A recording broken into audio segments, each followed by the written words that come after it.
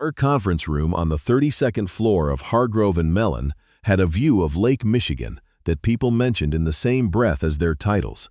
Senior partners pointed at it during client pitches. Junior associates glanced at it when they needed to remember why they were still there at 11 on a Thursday night. It was the kind of view that cost something. Cynthia Osei had never been asked to look at it. Had been in that room 14 times in 2 years. She knew because she kept a small notebook, green cover, spiral bound, bought at a Walgreens on Michigan Avenue, and she wrote the date each time she walked in. Not the agenda, not the outcome, just the date. Her grandmother in Accra had told her when she was 9 years old, "When you are somewhere that does not expect you, write it down. Someday you will need to know you were there." Archery. She was there on a Tuesday in March when the partners of Hargrove and Mellon gathered to discuss what they called, in the formal minutes, the Kellerman matter. What the Kellerman matter actually was, a class action lawsuit brought by 412 warehouse workers against a supply chain company that had systematically underpaid overtime for 6 years. The workers were mostly immigrants. Mostly women. Lead plaintiff, a 53-year-old woman from Oaxaca, who had worked the night shift for 11 of those 6 years. Through 2 knee surgeries, through a husband's death, through a daughter's quinceañera she missed because the manager had threatened her schedule, was named Claudia. Claudia had found Hargrove and Mellon through a legal aid referral. She had sat in the lobby for an hour before anyone acknowledged her. Cynthia had been the one to walk out and introduce herself. That was 2 years ago. Since then, Cynthia had done what associates do. She had researched. She had filed motions. She had attended depositions and taken notes and made herself useful in the way that people at her level were expected to make themselves useful, completely, quietly, and without attribution. Lead on the Kellerman case was a partner named Harlan Metz. Harlan Metz had been at the firm for 22 years, had a corner office 2 floors up from this room, and wore the same style of navy suit every day in what Cynthia suspected was a deliberate signal that he had stopped caring about signals. He was not a cruel man in the obvious way. He did not yell and did not make comments about how she wore her hair or where she had gone to school. What he did was look through her. At meetings, he addressed the room at the point slightly above her left shoulder. When she sent research memos, his replies thanked the team. When she raised a point in discussion, he would pause, nod slowly, and then repeat the point slightly differently, and the room would nod at him. Been watching this for 2 years. She had not said anything about it because she did not yet have the standing to say anything about it. And she understood the architecture of that problem clearly enough to know that pointing it out before she had standing would only close the door faster. What Cynthia had instead was the Kellerman file. Had the Kellerman file in a way that Harlan Metz did not, because Harlan Metz had not read the timekeeping records from 2017 through 2019 the way she had. He had read the summary, and she had read this documents. 407 spreadsheets, cross-referenced against shift schedules, against payroll codes, against the company's own internal audit logs that the discovery process had surfaced 3 months ago. She had found something in those audit logs, something that changed the shape of the case entirely. Had put it in a memo. Harlan's reply had thanked the team.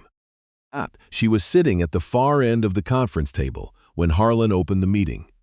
There were 11 people in the room, 3 senior partners, 4 associates, 2 paralegals, a client liaison named Bev who Cynthia genuinely liked, and a representative from the company's litigation insurance carrier named Conrad.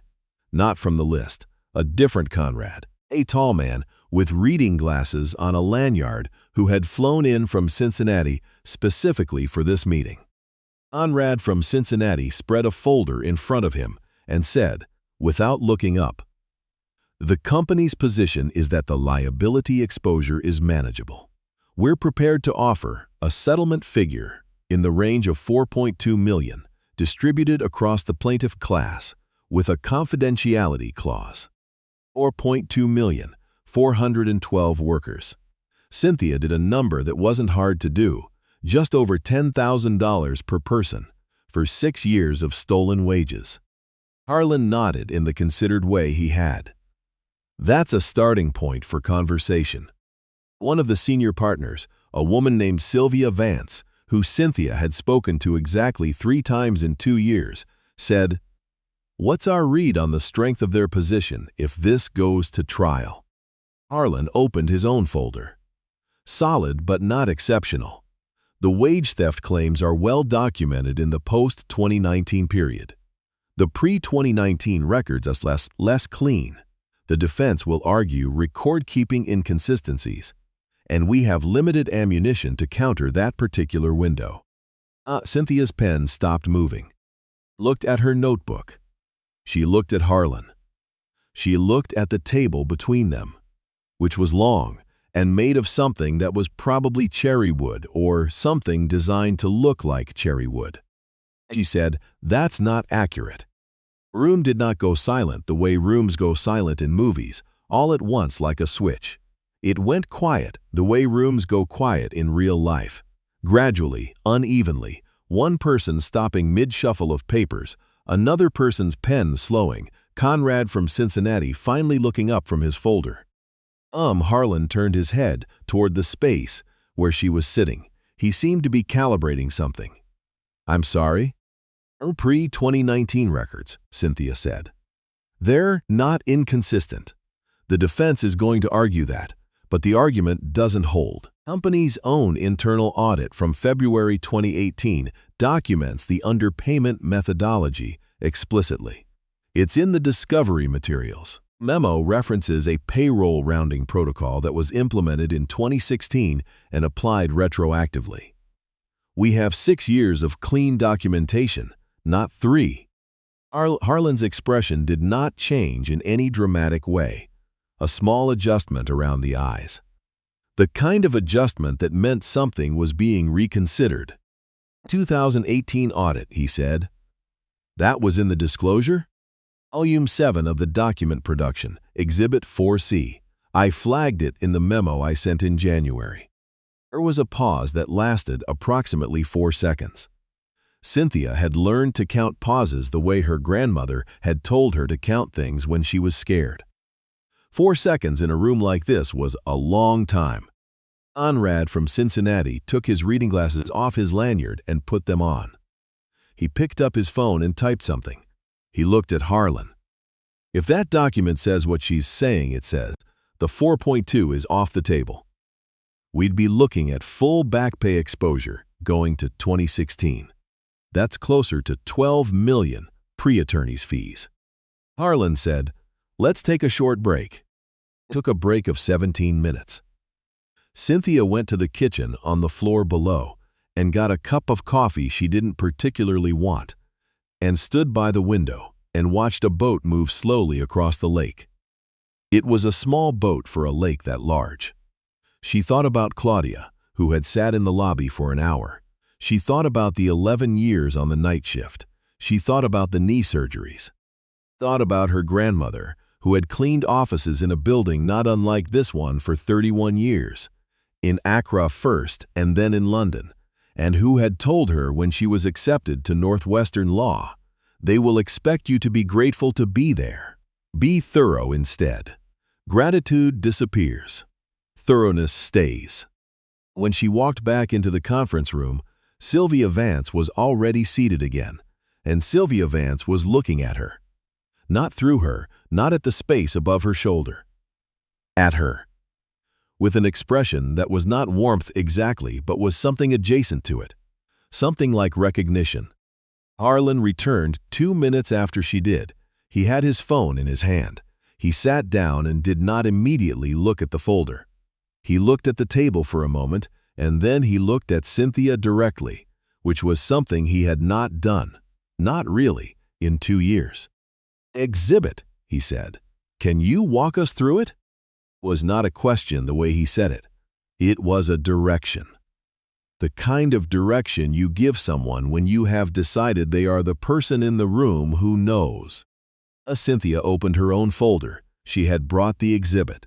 She had brought it because she always brought everything, because her grandmother had taught her that too. You do not arrive hoping someone else brought the map. You bring the map. Walk them through it. It took 25 minutes. At the 10-minute mark, Conrad from Cincinnati called someone in Cincinnati and put them on hold.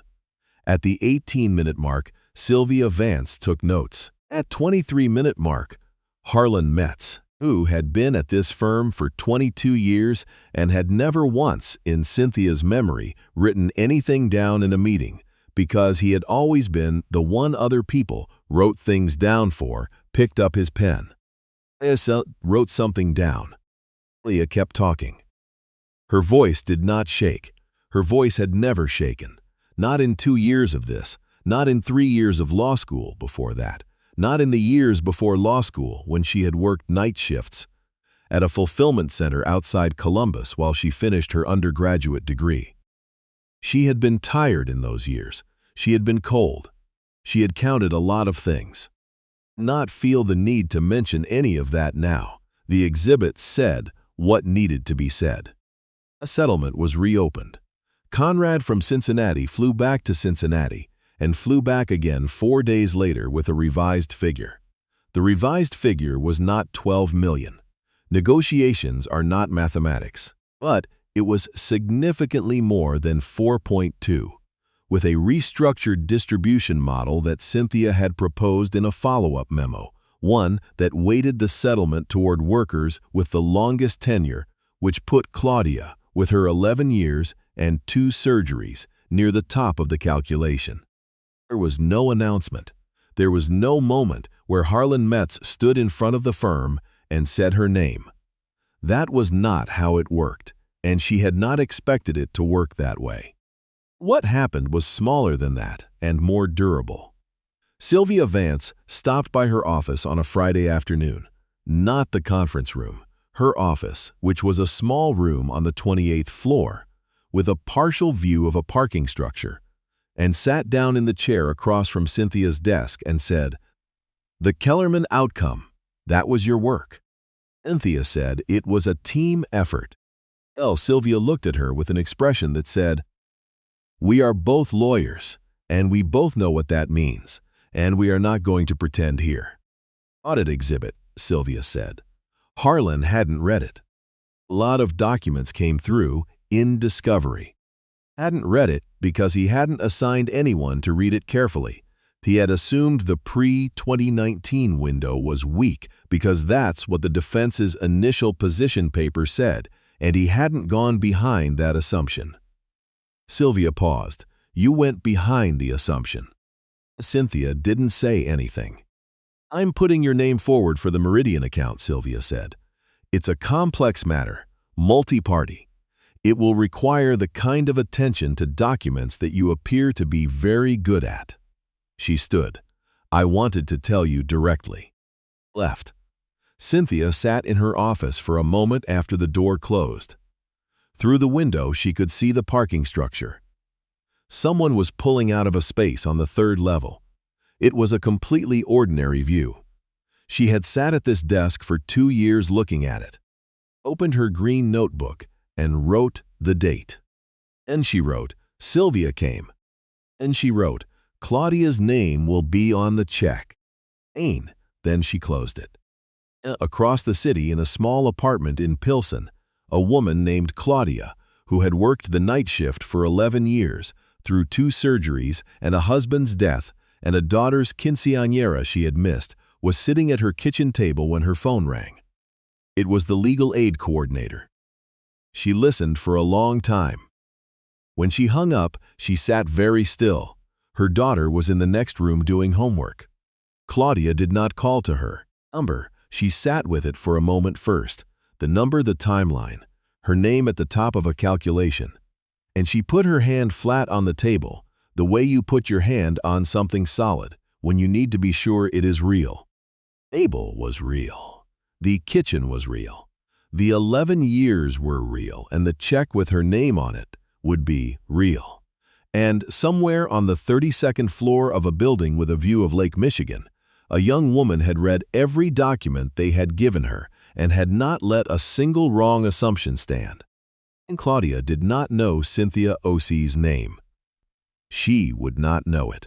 That is the part of justice that does not make it into the speeches. How often it is delivered by someone you will never meet, someone who stayed late on a night you did not know about, reading a spreadsheet from 2018 in an office with a view of a parking structure.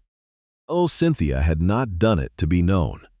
She had done it because the document said what it said, and because 412 people were waiting, and because her grandmother had told her a long time ago that thoroughness stays. It stays. Even when no one is watching, even when the room looks through you, even when your name goes on a memo that gets thanked collectively and you sit at the far end of the table and wait.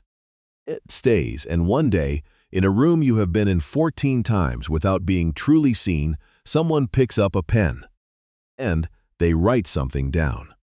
I keep thinking about the notebook, the green one, spiral-bound, bought at a Walgreens. She didn't write down what was said in those meetings. She didn't write down who ignored her or who looked through her. She wrote the date, just the date, because her grandmother told her, when you are somewhere that does not expect you, write it down. That's not a small thing. That's a whole philosophy of how to survive a room that wasn't built for you. What I've come to understand, not from a book, but from watching people like Cynthia move through the world, is that outcomes like hers don't come from luck, and they don't come from one dramatic moment.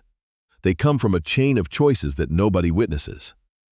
The choice to read Volume 7 when you could have stopped at the summary. The choice to write the memo even when the reply thanks the team. The choice to show up to the 32nd floor for the 14th time and sit at the far end of the table and still bring the map. That's what I'd call integrity in its quietest form. Not the loud kind, not the kind that announces itself, kind that keeps doing the right thing in an empty room at 11 on a Thursday night when no one is watching and no one will know. Cynthia could have let Harlan's assumption stand. The meeting would have moved forward, and a settlement would have been reached. 412 people would have gotten $10,000 each, and no one would have blamed her for it. No one would have known there was more to find. She knew. That was enough for her to speak. And then there's the matter of the mind she brought to it. 407 spreadsheets. Cross-referenced. Understood. I think we underestimate what it costs to develop that kind of precision. The years of training, yes, but also the discipline of not cutting corners even when cutting corners is invisible, even when being thorough benefits people who haven't been kind to you. That's a different kind of intelligence than what gets tested in school. It's the kind that asks, what does this document actually say? Versus what has everyone assumed it says. It's the kind that refuses to inherit other people's wrong conclusions. Then there is the question of endurance. 2 years of being looked through, 2 years of memos thanked collectively, 2 years of sitting at the far end of the table. I don't know how many people would have lasted. I don't know that I would have. What kept her there wasn't stubbornness exactly. It was a kind of patient certainty that the work was real even when the recognition wasn't. Her grandmother gave her that. Thoroughness stays, even when everything else is taken from you. The credit, the eye contact, the simple acknowledgement that you are in the room. What you actually know, nobody can reassign. Claudia didn't know Cynthia's name. She put her hand flat on the kitchen table to feel that it was real. The table was real. The check was real. And on the 28th floor of a building with a view of a parking structure, a young woman opened a green notebook and wrote the date. That's the whole thing right there. Do the work. Know it cold. Don't stop.